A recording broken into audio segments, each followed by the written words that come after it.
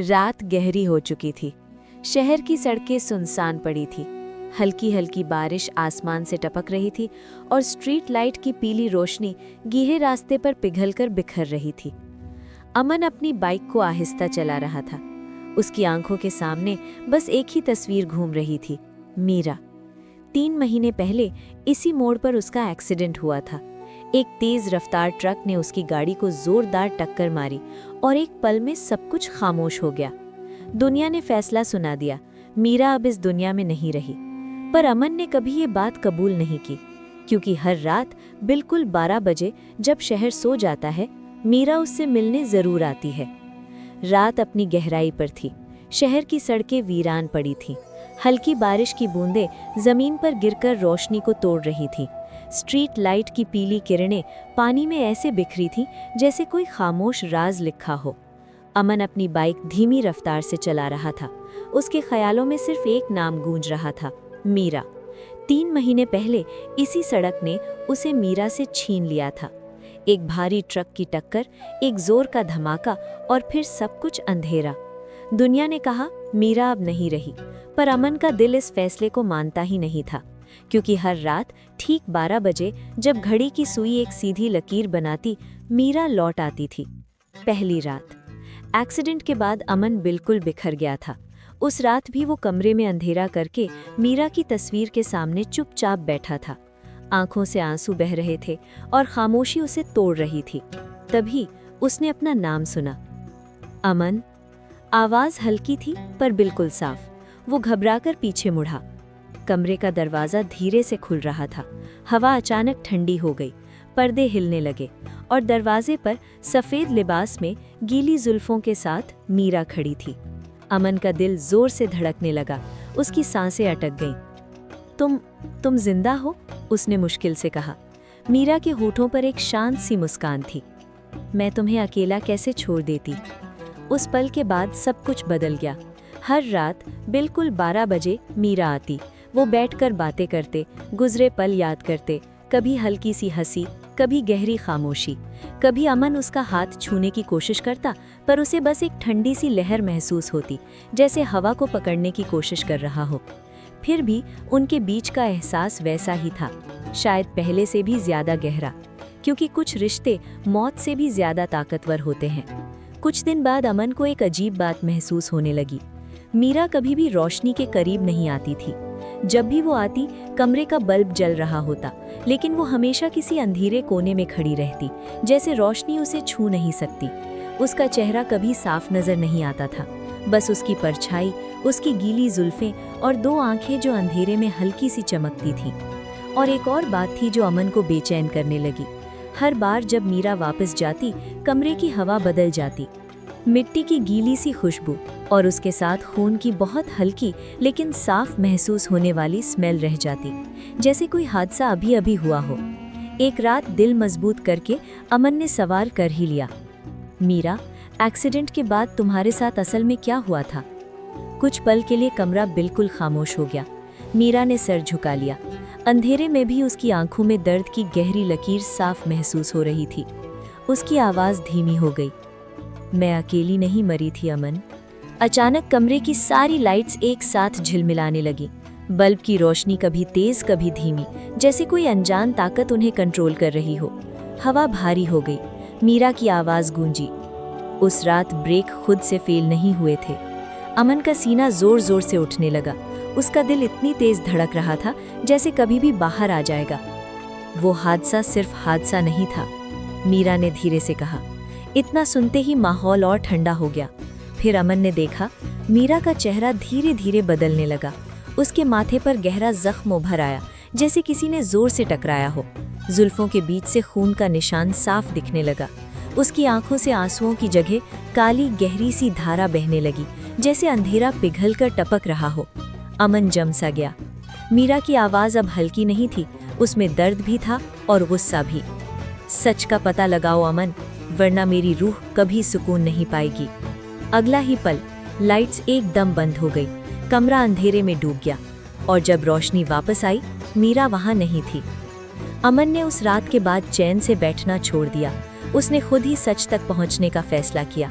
Police files निकाली, accident report ढूंढी, garage के मैकेनिक से बात की, सीसीटीवी फुटेज तक देख डाली। दिन रात बस एक ही जुनून था, मीरा के साथ असल में क्या हुआ था। और फिर सच सामने आया। मीरा की कंपनी का पार्टनर, इंश्योरेंस पॉलिसी और ब्रेक लाइन के साथ की गई छेड़छाड़। ये कोई आम हादसा नहीं था, ये पहले से सोचा समझा कत्ल था। अमन के अंदर गुस्सा उभर आया, उसकी मुट्ठी अपने आप भिज गई।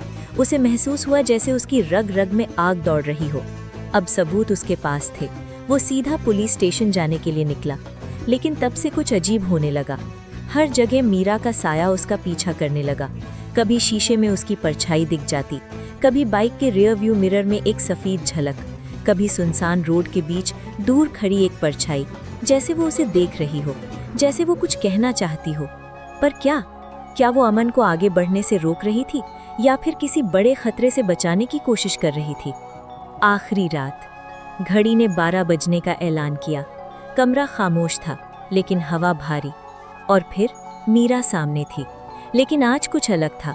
उसका चेहरा टूट चुका था, जैसे शीशे की तरह दरारों से भरा हुआ, कपड़े खून से भीगे हुए, जुल्फे चेहरे से चिपकी हुई। अमन का गला सूख गया। मीरा की आवाज़ गहरी और गूंजती हुई थी। अमन, सच दुनिया के सामने आ चुका है। अब मेरी रूह बंधन से आज़ाद हो सकती है। अमन की आंखों से आंसू बहने लगे। मत जाओ, मैं तुम्हें फिर से नहीं खोना चाहता, उसने टूट कर कहा। तभी कमरे की दीवारें हल्की सी कांपने लगी, जैसे कोई अनजान ताकत उन्हें हिला रही हो। मीरा ने धीरे से कहा, तुम जिंदा हो अमन, और मैं सिर्फ एक भटकती हुई रूह। फिर कुछ ऐसा हुआ जो पहले कभी नहीं हुआ था। मीरा ने आगे बढ़कर उसका हाथ थाम लिया। इस बार उसका स्पर्श बर्फ जैसा ठंडा नहीं था, वो गर्म था, धड़कनों जैसा, जिंदा जैसा। अगर तुम्हारा प्यार सच में इतना गहरा है तो मुझे जाने दो, उसने नर्म लेकिन मजबूत आवाज में कहा। अमन समझ गया, प्यार कभी कभी पकड़ने में नहीं, छोड़ देने में होता है। उसने बिना डरे सारे सबूत पुलिस को दे दिए। मीरा के कातिल को सजा मिली, न्याय हो गया। उस रात बिल्कुल 12 बजे मीरा एक आखिरी बार आई। इस दफा न खून न जख्म, वो वैसी ही थी जैसे अमन उसे याद करता था, खूबसूरत, शांत, रोशनी से भरी हुई। अब मेरा सफर खत्म हुआ, उसने हल्का सा मुस्कुराते हुए कहा। अमन ने आंसू भरी आंखों से उसकी तरफ देखा। मैं हर जन्म में तुमसे प्यार करता रहूंगा। मीरा की मुस्कान और गहरी हो गई। मैं हर अंधेरे पल में तुम्हारी यादों में जिंदा रहूंगी। हवा हल्की सी चली और धीरे धीरे वो रोशनी की एक पतली सी लकीर बनकर हवा में समा गई। कमरा फिर से खामोश था, लेकिन इस बार उस खामोशी में दर्द कम था और सुकून ज्यादा। 1 साल बाद वक्त बीत गया। अमन ने वो शहर छोड़ दिया जहां हर मोड़ पर मीरा की यादें बसी थीं। नई जगह शिफ्ट हो गया, नया घर, नए लोग, नई शुरुआत। जिंदगी धीरे धीरे नॉर्मल सी लगने लगी, लेकिन एक चीज कभी नहीं बदली। हर रात बिल्कुल 12 बजे उसका फोन वाइब्रेट करता। स्क्रीन पर एक अननोन नंबर फ्लैश होता और सिर्फ एक ही मैसेज लिखा होता, मैं यहीं हूं अमन। हर बार मैसेज आते ही स्क्रीन के कोने पर एक हल्की सी क्रैक उभर आती, जैसे किसी ने अंदर से उंगली रखकर शीशा छुआ हो।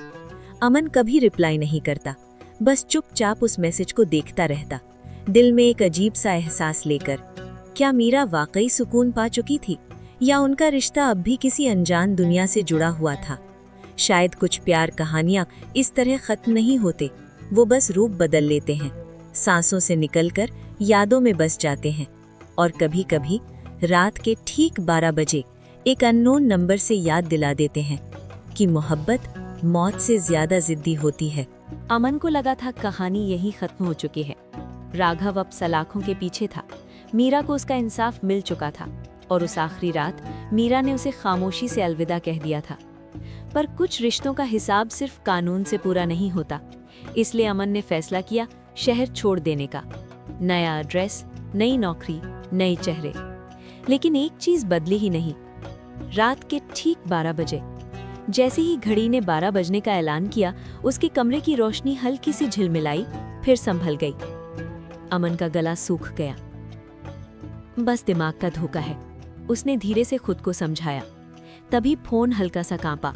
स्क्रीन पर लिखा था अननोन नंबर। मैसेज आया, तुमने सच में मुझे इतनी आसानी से भुला दिया?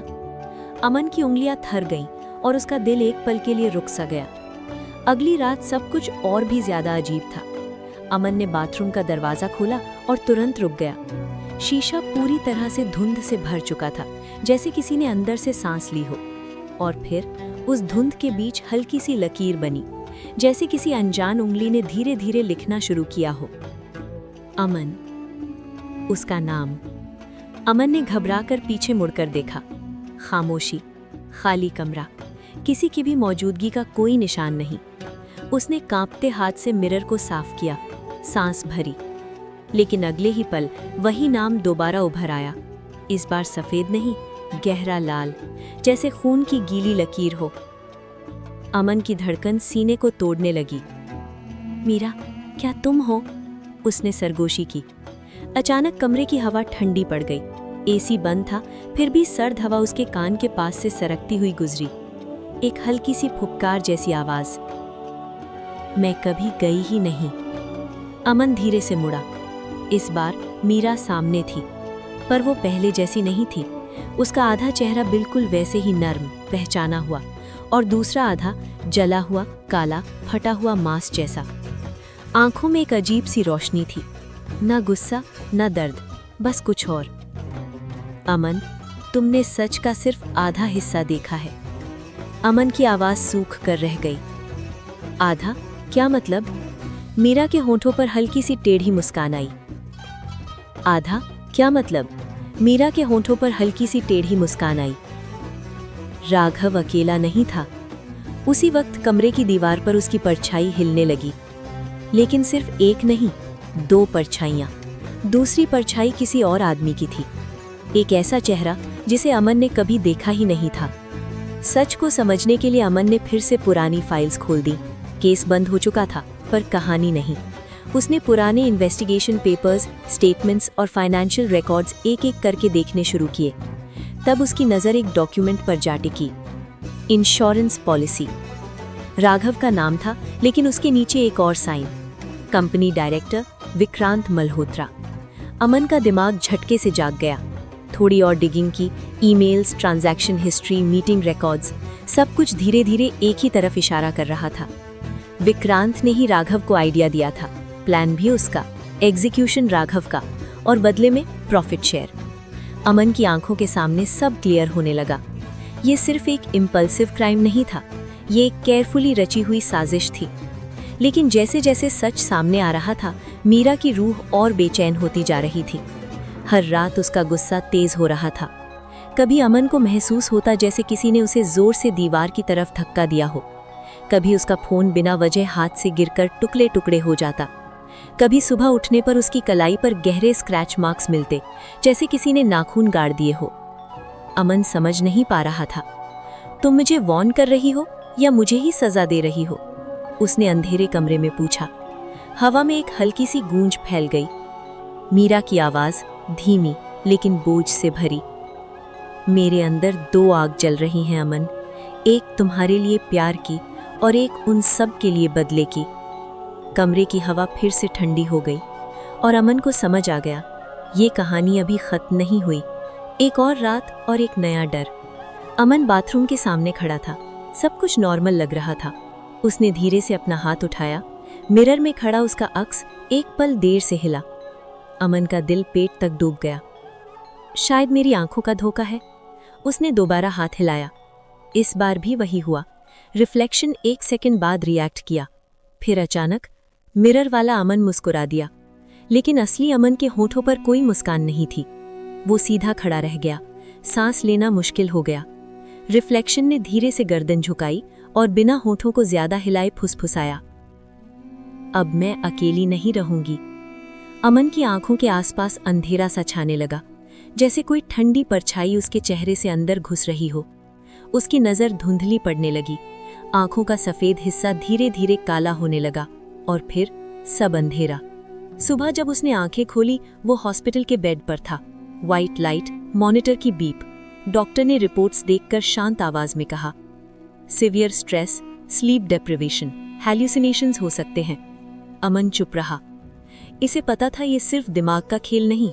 उसने कल रात जो महसूस किया वो सच था। ये मीरा थी, और अब वो सिर्फ इंसाफ या बदला नहीं चाहती, वो तन्हा नहीं रहना चाहती, वो अमन के साथ रहना चाहती है, हमेशा के लिए, चाहे उस हमेशा के लिए अमन को अपनी सांसें ही क्यों ना छोड़नी पड़े।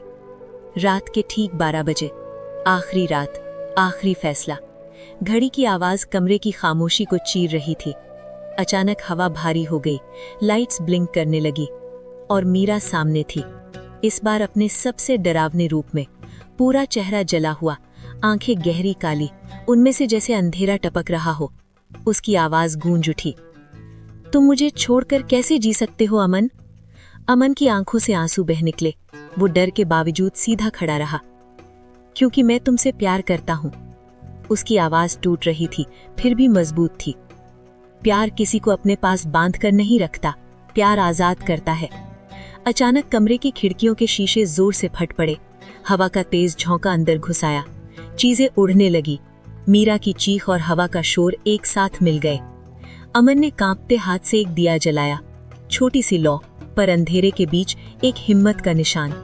उसने आंखें बंद करके कहा, मैं तुम्हें आजाद करता हूँ, मैं जिंदा रहूंगा तुम्हारी यादों के साथ, लेकिन अपनी सांसें रोक कर नहीं। हवा धीरे धीरे शांत होने लगी। मीरा का रूप बदलने लगा। जला हुआ चेहरा धीरे से नॉर्मल हुआ, आंखों का काला पानी रुक गया। अब वो पहले जैसी लग रही थी, नर्म, शांत। अमन अपनी जिंदगी फिर से जीने लगा, जॉब, रूटीन, नॉर्मल सा दिन। एक दिन मेट्रो में सफर करते वक्त उसके सामने एक लड़की आकर बैठ गई। अमन ने बस यूं ही नजर उठाई और उसका दिल एक पल को रुक सा गया। वही आंखें, वही हल्की सी मुस्कान। लड़की ने सीधा उसकी तरफ देखा। हाय, मैं मीरा हूँ। अमन की उंगलियां थर गईं। क्या ये दोबारा जन्म है या कहानी कभी खत्म नहीं हुई? स्क्रीन धीरे से अंधेरी हो जाती है और एक हल्की सी फुफकार सुनाई देती है। प्यार मौत से भी ज्यादा ताकतवर होता है। नाम मीरा, आंखें बिल्कुल वैसी ही, मुस्कान जैसे वक्त कभी बदला ही नहीं। पर इस बार कुछ मिसिंग था। उसकी परछाई जमीन पर नहीं गिर रही थी। अमन की नजर वहीं अटक गई। डर और उम्मीद एक साथ उसके सीने में टकरा रहे थे। तुम मीरा हो? लड़की ने हल्की सी मुस्कुराहट दी। शायद हम पहले मिल चुके हैं। उस दिन के बाद अमन ने उससे मिलना शुरू कर दिया और फिर चीजें बदलने लगी। रेस्टोरेंट की लाइट्स बिना वजह ब्लिंक करने लगती। जब वो पास बैठती, हवा बर्फ जैसी ठंडी हो जाती। सीसीटीवी फुटेज चेक करने पर कभी कभी सिर्फ अमन दिखाई देता, जैसे वो लड़की कभी थी ही नहीं। एक दिन अमन ने चुपके से उसकी फोटो खींच ली। रूम में आकर जब गैलरी खोली, फोटो में सिर्फ अमन खड़ा था। उसके पास वाली कुर्सी खाली, मीरा का कोई निशान नहीं। उस रात ठीक 12 बजे दरवाजा जोर से अपने आप बंद हो गया। हवा का तेज झोंका पूरे कमरे में घूम गया और फिर असली मीरा सामने थी। लेकिन इस बार वो पहले जैसी नहीं थी। उसका चेहरा जैसे आग में जला हो, आंखों में रोशनी नहीं, गहरा अंधेरा था। उसकी आवाज सर्दी की रात जैसी ठंडी थी। तुम मुझे रिप्लेस कर रहे हो? अमन का गला सूख गया। वो तुम्हारी तरह दिखती है। मीरा की चीख ने कमरे की हवा चीर दी। वो मैं नहीं हूँ। दीवारों पर परछाइयां हिलने लगी, जैसे कोई तीसरा साया उन दोनों के बीच खड़ा हो। और तब अमन को महसूस हुआ ये कहानी सिर्फ 2 लोगों की नहीं थी, कोई तीसरी चीज शुरू से उन्हें देख रही थी। मीरा की आवाज धीमी हो गई, जैसे हर लफ्ज उसे दर्द दे रहा हो। एक्सीडेंट के वक्त मैं अकेली नहीं मरी थी। कमरे की हवा भारी हो गई। ट्रक ड्राइवर भी वहीं मरा था और उसकी रूह गुस्से और बदले से भरी हुई मेरे साथ चिपक गई। अमन का दिमाग सुन पड़ गया। मेट्रो वाली लड़की, मीरा ने धीरे से कहा, वो मैं नहीं हूँ। एक ठंडी लहर अमन के शरीर में दौड़ गई। वो ट्रक ड्राइवर की रूह है जो मेरा रूप लेकर तुम्हारे पास आ रही थी। पर क्यों? अमन की आवाज टूट गई। मीरा की आंखों में अंधेरा गहरा हो गया।